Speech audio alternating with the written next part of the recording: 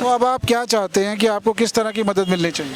अब हमें यही मदद मिलनी चाहिए, लड़की मेरी ठीक होनी चाहिए और उनको सबको सजा सबक सिखाओ ताकि कोई ना करे ऐसा काम। उनको बंद करवाना, मेरी लड़कियों को रखा है परेशान ताकि और किसी की लड़कियों से परेशान ना पाए। उनको ऐसा सबक सिखाओ जो कि उनको अकल आए कुछ। उसकी सास भी बंद हो जाए, उसका ससुर भी बंद हो जाए, उसका देवर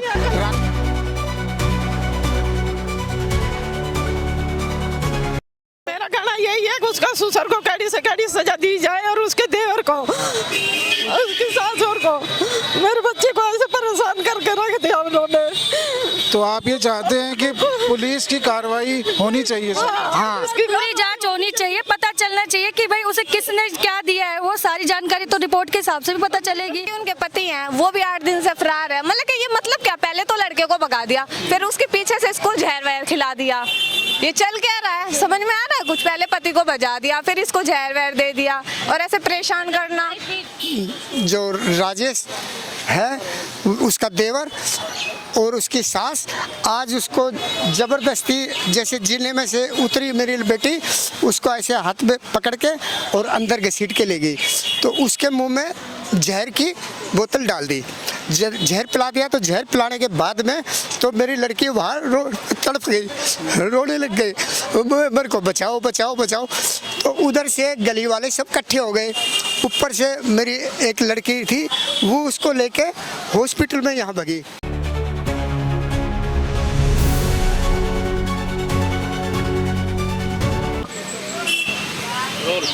नमस्कार दोस्तों, मैं हूं वीरेंद्र गुप्ता, आप देख रहे हैं सनसनी रिपोर्टर। इस समय हम यहां खड़े हैं संजय गांधी हॉस्पिटल पर, जो मंगोलपुरी में है। और जो घटना है उसकी जो सूचना मिल रही है उसमें पता ये चल रहा है कि पूनम नाम की कोई महिला है, उनकी 10 साल पहले जो शादी हुई है, लेकिन संतान ना होने की वजह से उनके ससुराल वाले उन्हें जो प्रताड़ित कर रहे हैं, परेशान कर रहे हैं, और आरोप ये लगा है कि उन्हें जहर दे दिया गया है। पूरी घटना क्या है मामला, आइए उनसे ही जानते हैं। जी आप बताइए। उसको दवाई खिलाता था। एक मिनट, आप पहले अपना नाम बताइए। मेरा साहब महावीर नाम है, मैं उसका पिता हूँ। पूनम मेरी लड़की है। तो हमने 10 साल पहले शादी करी थी, तो उस लड़की को दवाई दे दे के उसके जो बच्चा लगता था पेट में तो वो गिरवा देते थे। लास्ट में ऐसे करते करते बोलो अब इसके बच्चे नहीं होते तो हम छोड़ देंगे। तो महिला मंडल में केस करा हमने, उसमें कोई कार्रवाई नहीं हुई। फिर हम आप ये कहना चाहते हैं कि जांच जो करते थे वो क्या वो लड़की की वजह से या लड़का होने की वजह से कैसे जांच होती? हाँ, वो मतलब बच्चा नहीं होता, लड़का नहीं होता। अच्छा। तो इसलिए वो अब कह रहे हैं हम छोड़ देंगे। तो पहले 4-5 साल हमारे घर पे रही, तो महिला मंडल में केस चलता रहा। फिर हमारी समाज के आदमियों ने इकट्ठा होके कागज पे लिखा पढ़ी करके राजीनामा कर दिया। तो मैंने लड़की को भेज दी। अभी 2 महीने पहले से इनों का झगड़ा चल रहा, तो लड़की को अब इसका आदमी जो मेरा जो जमाई था उसको भेज दिया। पहले ज्ञानचंद तंवर ने अपने लड़के को भेज दिया कहीं, तो अब बेटा भाग जाए, रो पीट के चले जाएंगे।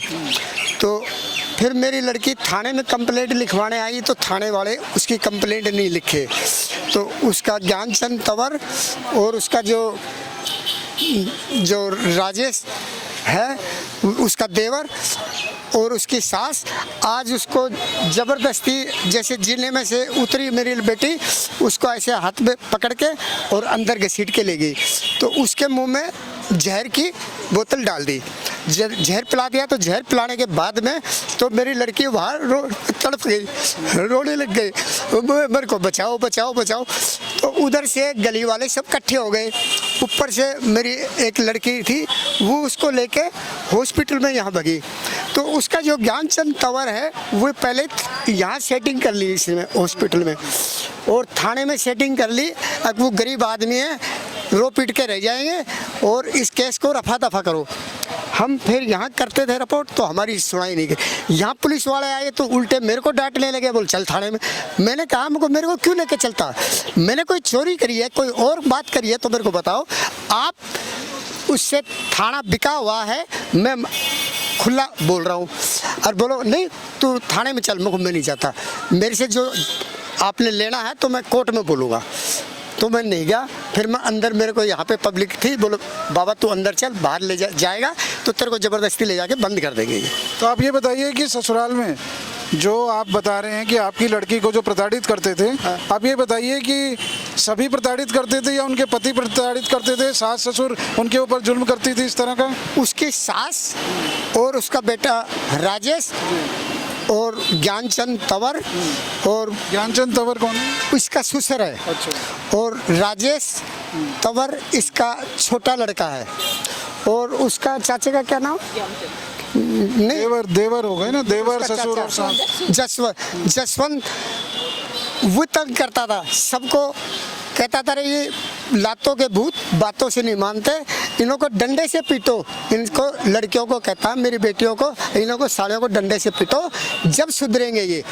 तो मेरी लड़की को इसने, अभी मेरा बड़े भाई का लड़का गुजर गया था, उसके दूसरे दिन यहाँ थाने में लड़कियों को बंद करा दिया उसने, दूसरे दिन या तीसरे दिन। तो उस पुलिस वालों क्या कहता है कि इसके जो बाप है उसको और इसके साले को बंद करो।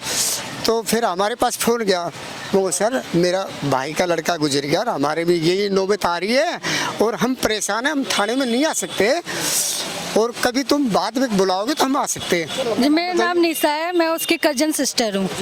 भाई अगर जैसे तुम्हारे घर में कोई भी लड़ाई झगड़ा हो रहा है, अगर बच्चे नहीं हो रहे, शादी किस लिए करते हैं? बच्चों के लिए करते हैं, तो ससुराल वालों को जरूरत होती है ना, तो वो ट्रीटमेंट करवाए उसका, ना कि माँ बाप करवाएंगे। माँ बाप के घर से तो बेटी चली गई। लेकिन ये तो अभी जो बता रहे हैं कि उनको जो संतान होती थी लेकिन उसको जो है अबॉर्शन करा दिया जाता था। दवाई क्यों खिला रहे, तो किस कारण से खिला रहे हैं? लड़का लड़की चाहते हैं, ये तो बहुत वो हो गया, इसका तो केस भी बनता है।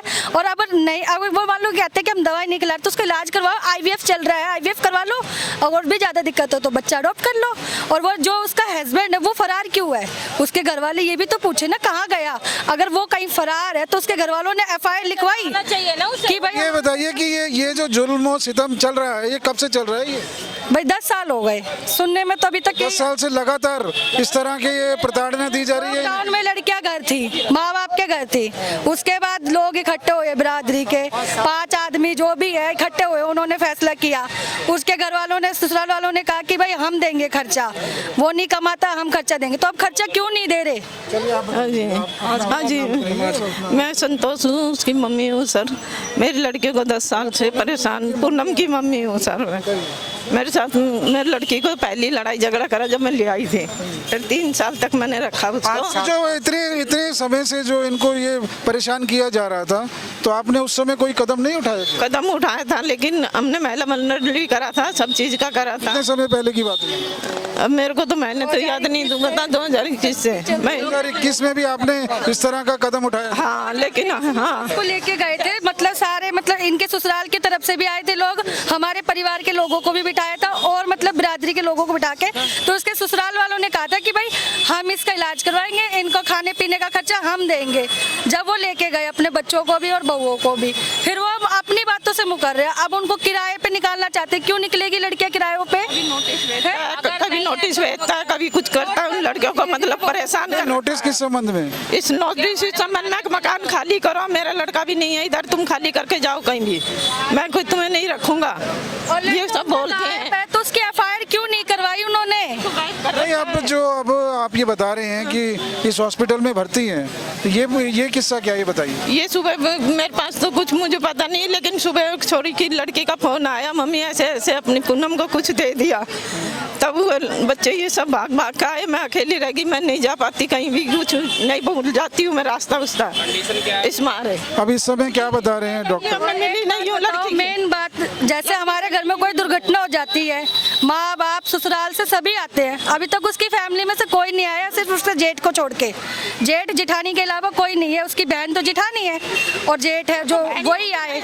तो आपका ये आप आरोप किस पर लगा रही हैं कि अगर उन्हें जहर दिया गया तो किसने काम किया? ये ससुर ने, उसका देवर ने, सास ने, ये मिलके करा उन्होंने। जो फैमिली से कोई आदमी तो है ही नहीं, आदमी तो है ही नहीं, उसकी सास ने, ससुर ने, इन्होंने ही दिया। आप ये कहना चाहते हैं कि सबने मिलके उन्हें जो है जहर दिया? उन्होंने मिलके ही दिया है, और खर्चे के लिए भी मांगने मेरी लड़की उसके पास गई, काकसरा के पास, उसने भी मना कर दिया, मेरे पास कोई खर्चा उर्चा नहीं है।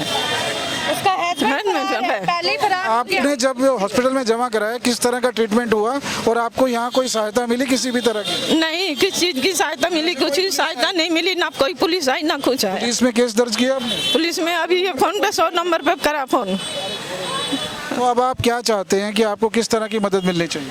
अब हमें यही मदद मिलनी चाहिए, लड़की मेरी ठीक होनी चाहिए और उनको सबको सजा सबक सिखाओ ताकि कोई और कोई ना करे ऐसा काम। उनको बंद करवाना। मेरी लड़कियों को रखा है परेशान ताकि और किसी की लड़की ऐसे परेशान ना पाए। उनको ऐसा सबक सिखाओ जो कि उनको अकल आए कुछ। उसकी सास भी बंद हो जाए, उसका ससुर भी बंद हो जाए, उसका देवर राजेश है वो भी, और उसका जो चाचा है क्या नाम जसवंत मैं लड़की से नहीं मिली हूँ अभी। नहीं मेरे नहीं मिली मैं। जसवंत तंवर भी, उसको भी बंद करवाना चाहिए, हमारा कहना ये। हाँ, अभी मेरा कहना यही है। अब वो दूसरे हॉस्पिटल में रिपोर्ट कर दिया उसको। मेरा कहना यही है कि उसका ससुर को कड़ी से कड़ी सजा दी जाए और उसके देवर को, उसकी सासुर को, मेरे बच्चे को ऐसे परेशान करके रख दिया उन्होंने।